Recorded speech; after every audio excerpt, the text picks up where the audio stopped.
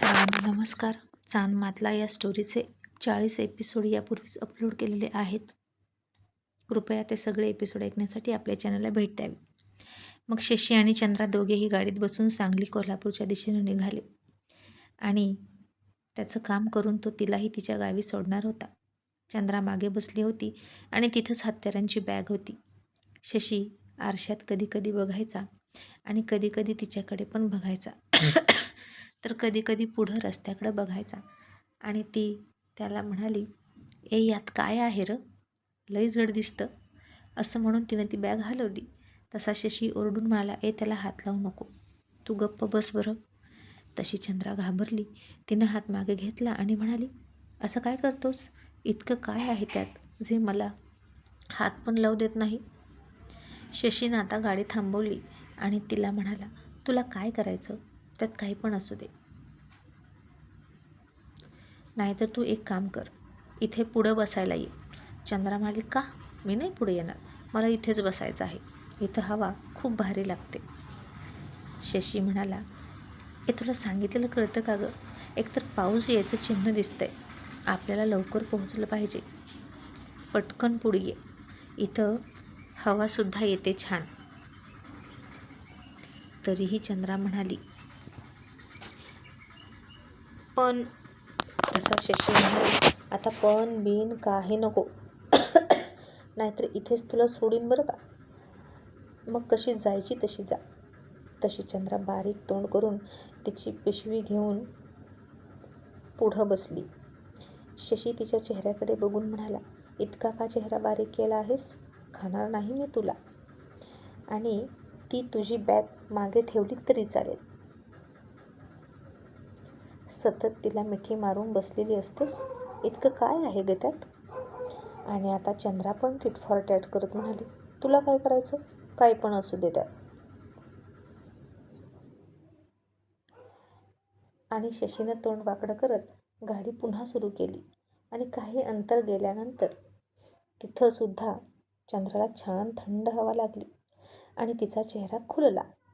आता त्या हवेवर तिचा पदर ओढून शशीच्या तोंडावर आला आणि त्याचा थंड स्पर्श त्याच्या गालाला होताच शशीला खूप छान वाटलं आणि तो पदर त्यानं खाली घेतला आणि तसाच हातात पकडून गाडी चालवत होता. चंद्रा मात्र बाहेर बघत होती.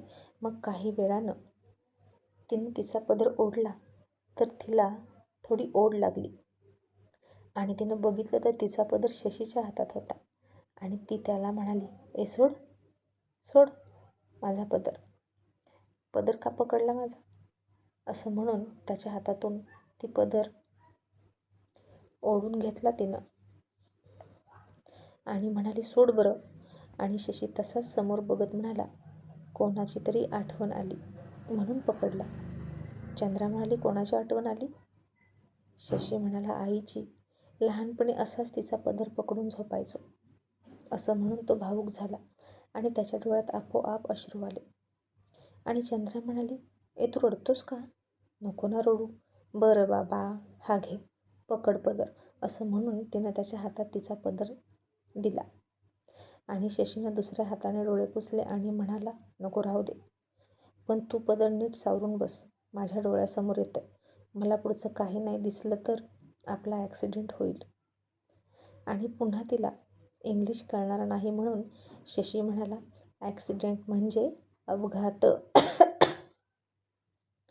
आणि चंद्रा म्हणाली, तेवढं कळतं मला, आक्टिशन होय ना. आणि शशीनं गालात हसत होय होय असं म्हणून मान हलवली आणि मग त्यानं एके ठिकाणी गाडी थांबवली आणि म्हणाला, इथे आपण नाश्ता करूया. मग दोघंही एका छोट्याशा हॉटेलमध्ये गेले आणि ती म्हणाली, तुझ्या घरी कोण कोण असतं. आणि शशी पुन्हा सिगारेट काढून ती पेटवण्यासाठी लायटर शोधत म्हणाला, कोणीच नाही. ती म्हणाली, म्हणजे तू काय ढगातनं पडलास का, की झाडावरनं तोडला तुला. अरे प्रत्येकाला आईबाप असतं की, मग तुला कसं कोणीच नाही. शशी आता लायटर विसरला होता आणि इकडे तिकडे काही मिळतं का सिगारेट पेटवण्यासाठी ते बघत होता. कारण गाडी चालवून चालवून तो कंटाळा होता आणि आता त्याला सिगारेटची तल्लफ झाली होती. आणि चंद्रा मात्र खूप प्रश्न विचारत होती. तिचं तोंड सतत बडबड बडबड करायचं.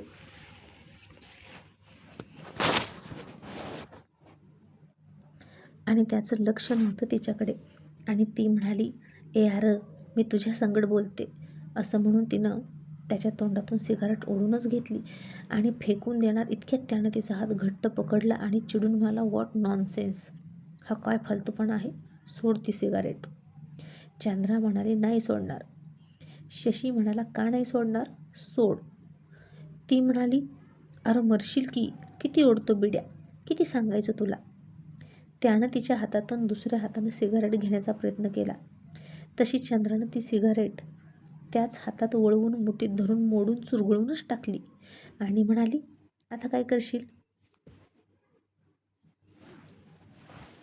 शशीला आता फार राग आला आणि तो म्हणाला, मूर्ख, गावंढळ कुठली, असं म्हणून त्यानं तिच्या हाताला जोरात चावाच घेतला आणि दात रुतवले आणि म्हणाला, घे आता बस बोंबलत. तशी चंद्रा रडकुंडी आली आणि म्हणाली, काय विचित्र माणूस आहे रे तू, आता डसशील की काय मला, विषारी माणूस. आणि शशीनं दुसरी सिगारेट काढली आणि उठला, माचीस विकत घेतली आणि पुन्हा तिच्याजवळ येऊन बसला. सिगारेट पेटवली आणि तीच पेटलेली काडी तिच्या तोंडाजवळ घेऊन गेला आणि म्हणाला, हो, मी खूप विषारी आहे, बघायचंय, असं म्हणून तिच्या अगदी चेहऱ्याजवळ ती पेटती काडी घेऊन गेला. तशी चंद्रा मागे सरकली आणि म्हणाली, अरे बापरे, तू वेडाबिडा आहे की काय. शशी म्हणाला, माझ्याशी पंगा घ्यायचा नाहीच, नाहीतर मी काही पण करू शकतो. ती म्हणाली, तुझ्याशी कोण पंगा घेतं, तुझ्याच काळजीपोटी बोलत होती आणि म्हणत होती की बिडी पिऊ नको.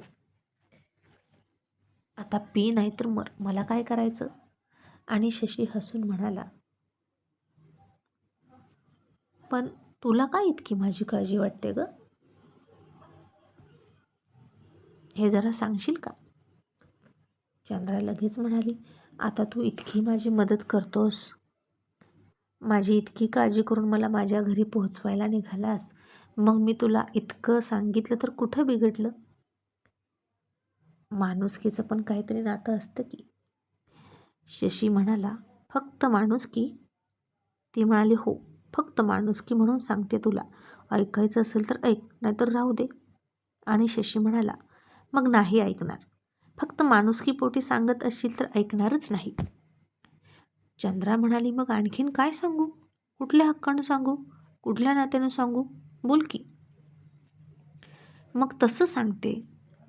आणि शशी तिच्या चेहऱ्याकडे बघून सिगारेटचा एक झुरका मारत धूर सोडत म्हणाला, राहू दे, आता सगळ्याच नात्यांची भीती वाटते, कुठलंच नातं नको. चंद्रा म्हणाली, असं का बोलतोस, सांग की, तुझ्या घरी कोण कोण असतं. आणि शशी म्हणाला, सांगितलं ना, कोणीच नाही, मी एकटाच आहे.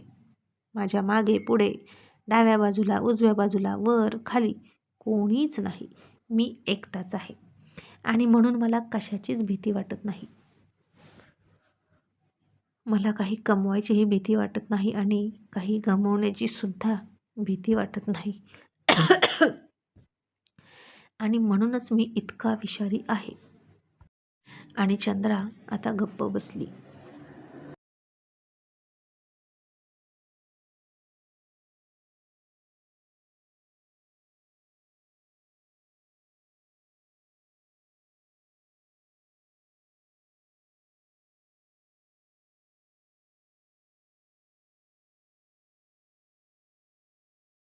मग शशी तिला म्हणाला, चल तू सांग, तुझ्या घरी कोण कोण असतं. चंद्रा नाराज होऊन म्हणाली, सांगायला तसे सगळंच आहेत र, पण आपलं असं कोणीच नाही, फक्त आई आहे. शशी म्हणाला, म्हणजे. चंद्रा म्हणाली, आई आहे, बाप आहे पण दारुडा, सावतर भाऊ आहे उडाणटप्पू, सावतर आई पण आहे सदा कदा रखेलीचं काम करणारी आणि बाहेरच्या माणसांना उरावून घेऊन पडणारी. माझी आई म्हणते मामा आहेत मला, ते पण 2-2 आजोळ पण आहे, पण अजून कोणाचं तोंड पण बघितलं नाही. इतकी सगळी माणसं आहेत, पण लहानपणापासून आईशिवाय दुसरं कोणी माहीतच नाही. शशी म्हणाला, मग काय उपयोग? इतके सगळे नातेवाईक असून सांग बरं, त्यापेक्षा एकटं असलेलं बरं माझ्यासारखं. आणि चंद्रा म्हणाली, तुझं बी बरोबर आहे, पण कधी ना कधीतरी घावतील की. आणि माझं मामा ना लय तालेवर आहे ती, आई सांगते. शशी पुन्हा सिगारेट ओढून धूर सोडत म्हणाला, बरं कुठं असतात तुझे मामा? आणि चंद्रावाली ते ना, असं म्हणून त्या गावाचं नाव सांगायला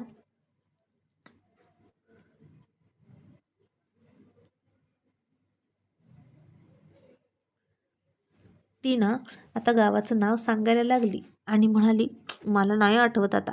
कधी आईनं सांगितलं नव्हतं, एकदा सांगितलं आणि मी विसरली. पण ना ते दोघं आहेत ना, माझ्या आईवर खूप प्रेम करायचे. त्यांची निशाणी म्हणून माझ्या आईनं तिच्या हातावर त्या दोघांच्या नावाची चित्र पण काढल्यात. आणि शशी म्हणाला, हो का? मग काय नाव आहे सांग बरं. आणि चंद्रा आता नाव सांगणार इतक्यात वेटर आला आणि म्हणाला, काय ऑर्डर आणू? मग शशी तिला म्हणाला, काय खाशील? आणि चंद्रा म्हणाली, इथं भजी मिळतील का, कांदा घालून केलेली आणि सोबत मिरची पण. तसा शशी हसला आणि वेटर म्हणाला, सॉरी मॅडम, इथे तो मेनू मिळत नाही. आणि चंद्रा म्हणाली, मग खड्ड्यात घाल तुझं हॉटेल, काय उपयोग एवढं हॉटेल असून जर इथं भजी मिळत नसतील तर.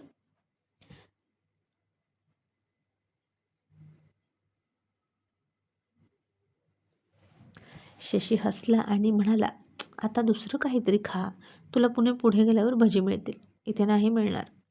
आणि चंद्रा म्हणाली, मग तूच सांग काहीतरी, मला नाही कळत काय मागवायचं. शशी म्हणाला, आता तुझ्या आवडीचा भातसुद्धा सकाळी सकाळी इथं मिळणार नाही. शिरा खाशील का? चंद्रा म्हणाली, शिरा? आता तो कसला? शशी म्हणाला, खाशील का सांग, आवडेल तुला. चंद्रा म्हणाली, बरं खाते. आणि मग त्या वेटरनं 2 प्लेट शिरा आणला. आणि त्याला बघून चंद्रा म्हणाली, ह्यो तर गरा आणि याला शिरा म्हणतात होय. आणि शशी हसून म्हणाला, अगं सुशिक्षित भाषेत याला शिराच म्हणतात. चंद्रा म्हणाली, पेटीव तिकडे तुझी सुशिक्षित भाषा. आणि वेटरला म्हणाली, काय र, आणि याचं पैसे किती?